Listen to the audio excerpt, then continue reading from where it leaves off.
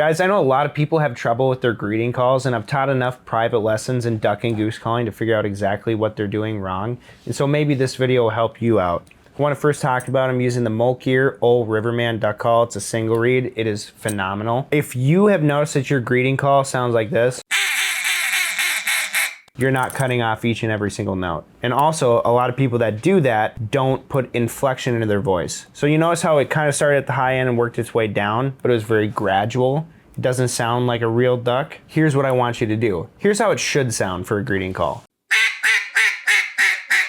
Notice how I started high and I slowly worked my way down the octave. That's because I'm going ooh, ooh, ooh, ooh, ooh, ooh, ooh. I'm actually making that noise like I'm singing into the duck call. This is a musical instrument.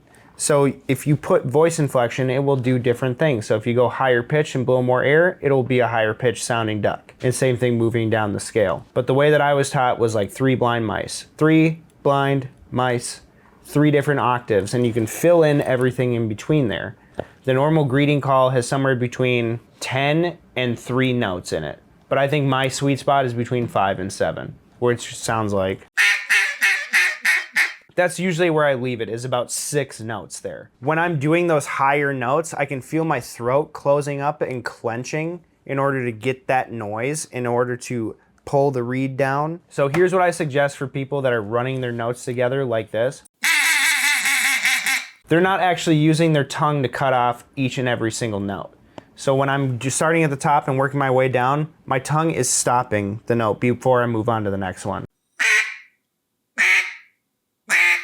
So if you're having that problem, slow it down and do like I just did. 3 blind mice, and then as you get faster at that, you should be able to go.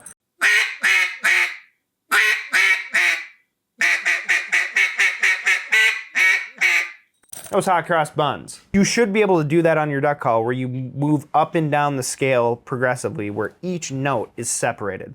And that's why you're doing that. So I'm telling you, slow it down and do each individual note. Take a breath in between it. Don't just blow your call right away. This is the biggest problem with people who go too fast on duck and goose calling, is they start to develop bad habits when they do that. So slow it down.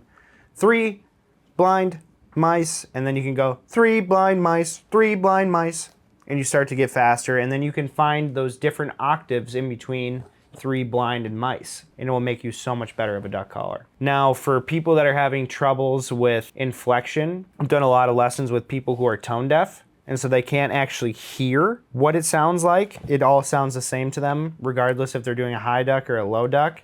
And my suggestion is, woo, woo, woo. Like, you have to separate the pitches. So like hum into the call like you already should be doing for your duck call, like I explained in our last video, but hum it.